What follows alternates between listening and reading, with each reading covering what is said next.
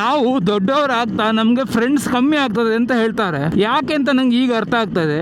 For example, ಇವಾಗ CJP protest ಅದು ಇದು ಅಂತ ಹೇಳಿ ಫುಲ್ಲು ಪೊಲಿಟಿಕಲಿ ಚಿತ್ರಾನ್ನ ಆಗಿದೆ ಟಾಪಿಕ್. ಸೊ ಈ ಟಾಪಿಕ್ಕಿಂದ ಎಷ್ಟೋ ಜನ ಏನು ಹೇಳ್ತಾರೆ, ಮಾತಾಡದೆ ಬಿಟ್ಬಿಟ್ಟಿದ್ದಾರೆ ಫ್ರೆಂಡ್ಸ್ ಹತ್ರ ಎಲ್ಲ. ಸೊ ಇನ್ಸ್ಟಾಗ್ರಾಮಲ್ಲಿ ಆಗಿರ್ಬೋದು, ಯಾವುದಲ್ಲೇ ಆಗಿರ್ಬೋದು. ಹೀಗೆ ಮುಂಚಿನ ಕಾಲದಲ್ಲೂ ನನ್ನ ಪ್ರಕಾರ ಆಗಿ ಇನ್ಸ್ಟಾಗ್ರಾಮಲ್ಲಿ ಇಲ್ಲದಾಗ ಫ್ರೆಂಡ್ಸ್ ಮೀಟಾಗಿ ಏನೋ ಒಂದು ಈ ಥರ ಪೊಲಿಟಿಕಲ್ ವಿಷಯದಲ್ಲಿ ಆಗಲಿ ಅಥವಾ ಒಂದು ಯಾರೋ ಒಬ್ರು ಜೆನ್ಯೂನ್ ಆಗಿ ಏನೋ ಮಾತಾಡೋದು, ಅದು ಪೊಲಿಟಿಕಲ್ ಆಗಿ ಕನ್ವರ್ಟ್ ಆಗಿ ಒಬ್ರು BJP ಸಪೋರ್ಟ್, ಒಬ್ರು ಕಾಂಗ್ರೆಸ್ ಸಪೋರ್ಟ್, ಇನ್ನೊಬ್ರು ಯಾವುದೋ ಸಪೋರ್ಟು, ಇನ್ನೊಬ್ರು ಯಾವುದೂ ಸಪೋರ್ಟ್ ಅಲ್ಲ. ಸೊ ಹೀಗೆ ಫ್ರೆಂಡ್ಶಿಪ್ ಎಲ್ಲ ಹಾಳಾಗ್ತದೆ ಅಂತ ಅನ್ನಿಸ್ತದೆ ನನಗೆ ಕೆಲವೊಮ್ಮೆ.